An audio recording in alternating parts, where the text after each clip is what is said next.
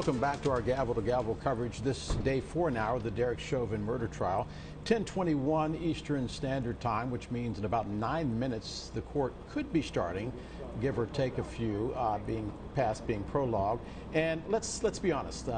We're here with Dr. Laura, and yes, she was cracking the law books when guys like me were watching March Madness. So you saw something yesterday in court that you maintain might actually help the defense. What did you see?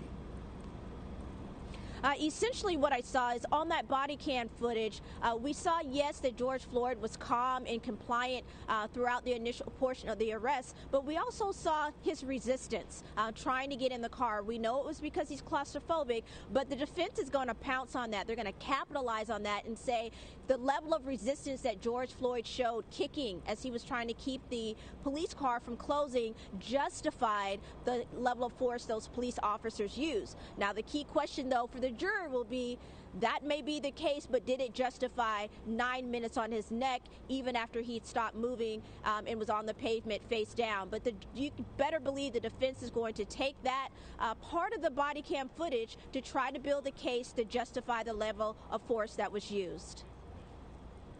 James Cook, I actually thought the same thing, because if you're a law enforcement officer, and we also have to be fair with our coverage, just like everyone else. But if you're a law enforcement officer, you tell people, you tell courtrooms all the time, arrests are not pretty.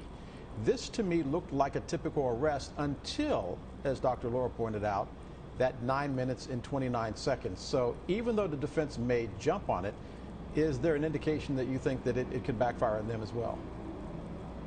Yeah, I mean, remember, what we're talking about is whether or not the officer was justified in using deadly force in the line of duty in order to protect the officer or other people from death. And Mr. Cook, I'm going to have to cut you off because our next witness is being sworn in, so we're going to take you live to Minneapolis right now.